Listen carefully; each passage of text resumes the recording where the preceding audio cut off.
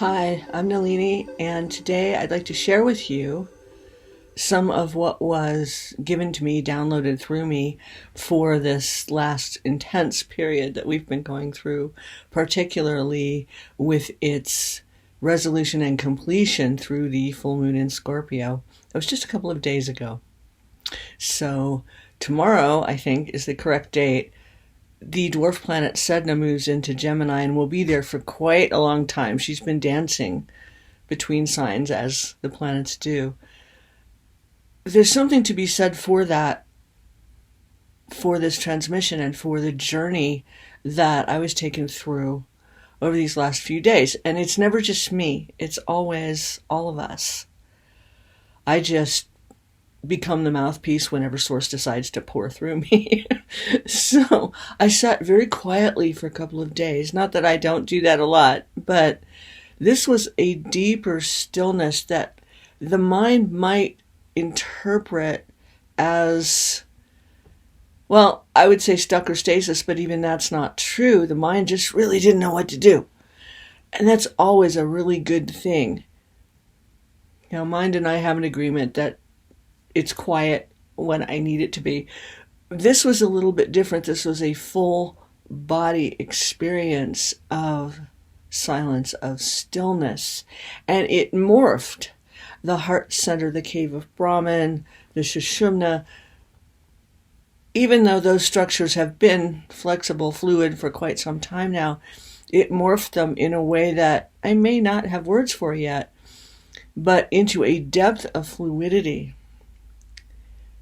That is where Gaia is headed, and therefore our cells are headed. Does that mean they'll fall apart and not be bodies anymore? Of course not. They know what they're doing. This is a rising wisdom that is coming through all of us, and particularly through what we call biologically a feminine form. It's not a judgment. It's just the circuitry, dormant or not, latent or not, is there for this. Now, does it exist in what we call male bodies? Sure.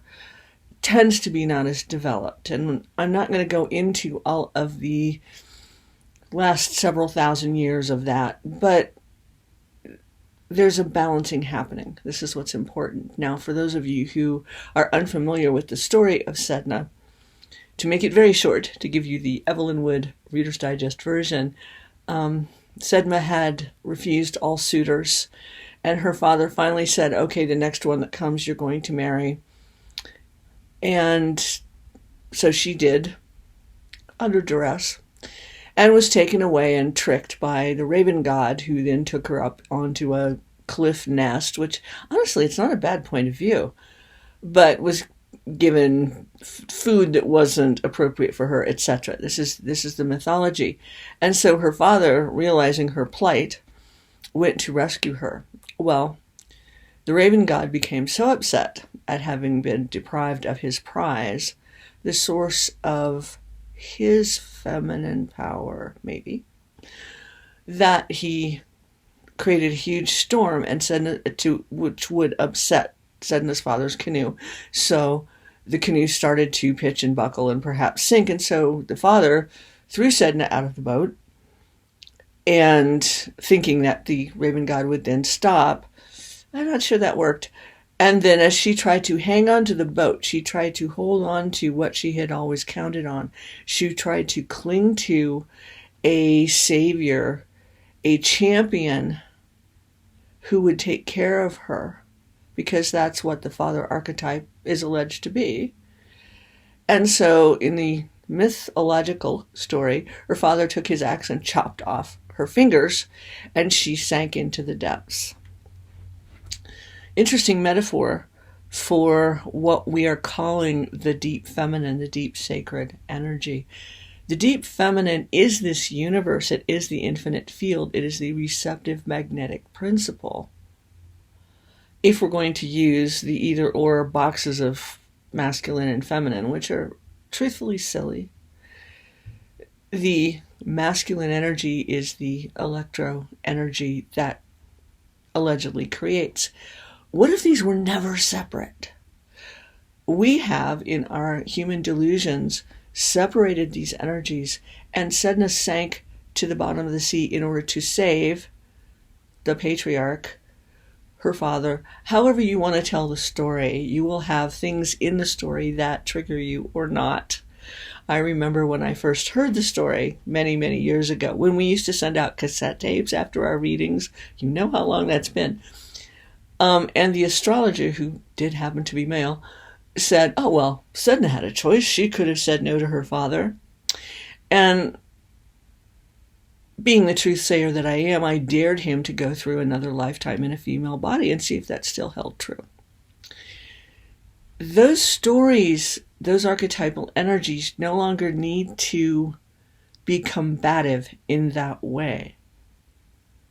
I mean, I freely admit that what he said really ticked me off.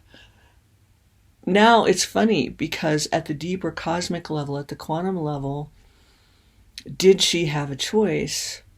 No. And yet she was the choice to go through a metamorphosis. And I didn't say she made the choice. I said she was that choice. This is what's happening for a lot of us right now. Those of us who are awake or awakening, we are the choice. We are the energy. We are the archetype of the rising wisdom. Does it rise from the depths of the seas? The Sedna mythology does. Does it come from the infinite fields of the stars? There are many other goddess energies that come through that. Is it God or goddess? No.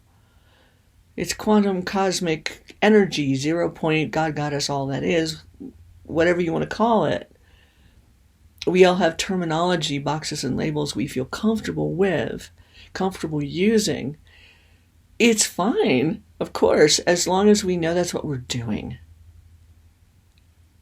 I mean, I find I can't listen to metaphysical talking heads anymore, not because there isn't truth there. There's much truth and much wisdom, and no denigration meant to any of those experts. But with everything changing, has the importance of boxes, labels, terminology changed?